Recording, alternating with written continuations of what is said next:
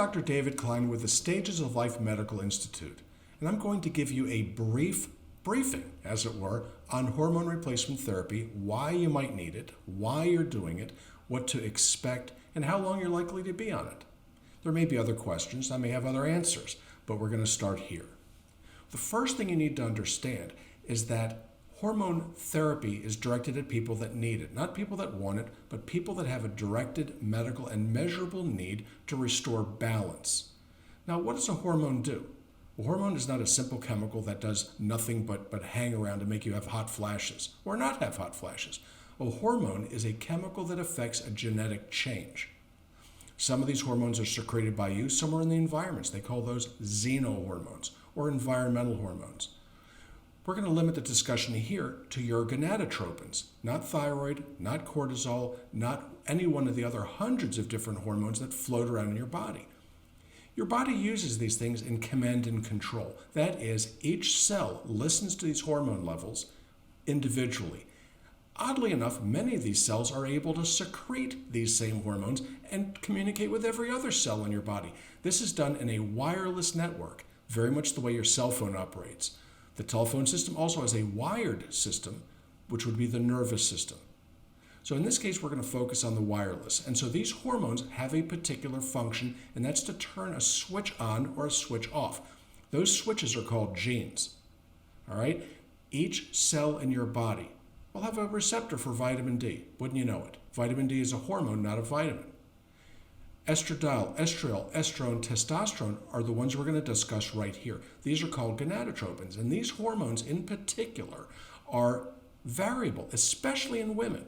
Women are moving targets by their nature. Every woman knows this. They'll argue it one way, they'll argue it the other, depending upon what time of the month, whether they're before the age of having their menstruations, after, or when they stop completely. It's just the way these things go. These hormones will, in fact, change the way you think, your emotional lability, your ability to focus, concentrate, and to some extent, your affect. That is, whether you're depressed or not. Everybody knows this. With men, they go through the same changes, oddly enough. With women, estrogen levels decrease with age after about the age of 30. Decreases very, very progressively, insidiously, but it goes to zero at some point. Men, on the other hand, no, this is not fair. Their estrogen levels climb with age, beginning about the age of 30. At the age of 40, estradiol levels in men and women are about the same, and after that age, men have more estrogen than women do. This may explain why middle-aged men might like to watch Oprah or play bridge. Okay? It is just the way life operates. So the trick here is to restore levels to an earlier age. Not to 20, not to 25, but to an earlier age. It might be 10 years earlier, it might be 20 years earlier.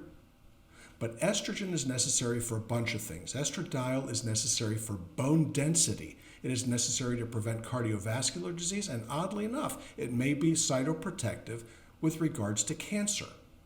Now you think about that for a second. Well, estrogen causes cancer, which explains, in my mind's eye, why elderly people are more likely to have cancer issues than young people. So when your estrogen goes to zero, you're more likely to develop breast cancer and ovarian cancer than when you're a teenager with astronomical levels of these hormones.